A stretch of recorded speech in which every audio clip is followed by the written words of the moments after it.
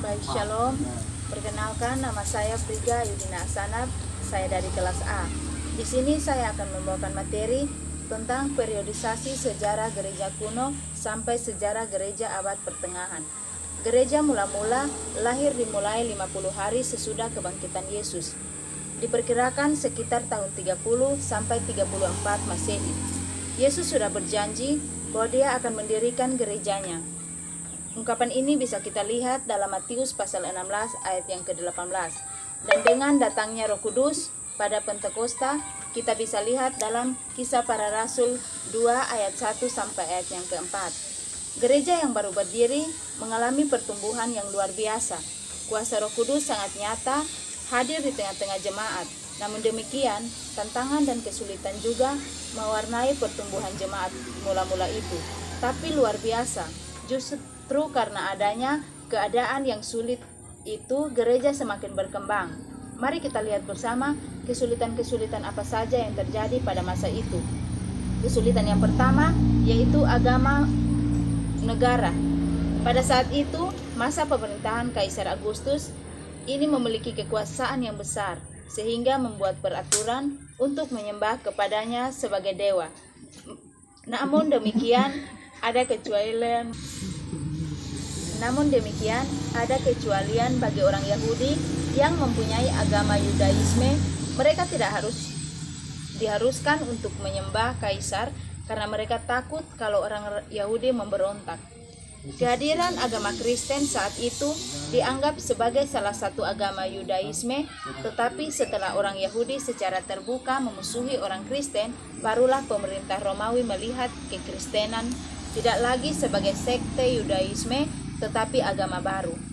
Kesulitan yang kedua yaitu penganiayaan terhadap orang Kristen. Salah satu bukti kesetiaan orang Kristen ditunjukkan dengan cara setia menjalankan pengajaran Alkitab dan menolak melakukan hal-hal yang bertentangan dengan ajaran Alkitab. Karena sebab itulah orang-orang Kristen sering harus membayar harga yang mahal demi kepercayaan mereka kepada Kristus. Yang berikut, dan dalam jemaat, namun sering berjalannya waktu dengan masuknya bangsa-bangsa lain dan berkembangnya sistem pengajaran membuat adanya perubahan dan dunia mulai melihat perbedaan itu. Abad pertengahan dalam sejarah berlangsung dari abad ke-5 sampai abad ke-15 Masehi. Abad pertengahan bermula sejak runtuhnya Kekaisaran Romawi Barat.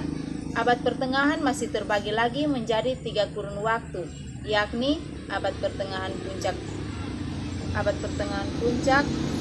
pertengahan dan akhir abad pertengahan.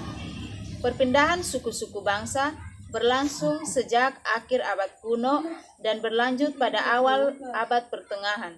Meskipun pada awal abad pertengahan telah terjadi perubahan mendasar pada tatanan kemasyarakatan dan politik, namun pengaruh abad kuno belum benar-benar hilang. Pada puncak abad pertengahan yang bermula sesudah tahun 1000 Masehi, populasi Eropa meningkat pesat berkat munculnya inovasi-inovasi di bidang teknologi dan pertanian. Ada 2 tatanan kemasyarakatan yang diterapkan pada puncak abad pertengahan, yaitu manorialisme dan feodalisme. Manorialisme adalah penertiban rakyat jelata menjadi pemukiman di desa-desa, sedangkan feodalisme yaitu struktur politik yang mewajibkan para kesatria dan kaum ningrat untuk maju berperang. Akhir abad pertengahan ditandai oleh berbagai musibah dan malapetaka yang meliputi bencana kelaparan, wabah penyakit, dan peperangan. Bersamaan dengan konflik antar negara, pertikaian dalam masyarakat, dan pemberontakan-pemberontakan rakyat jelata yang melanda kerajaan-kerajaan di Eropa. Perkembangan budaya dan teknologi mentransformasi masyarakat Eropa dan mengakhiri kurun waktu akhir abad pertengahan dan mengawali kurun waktu awal zaman modern. Demikian materi yang dapat saya sampaikan. Terima kasih. Shalom.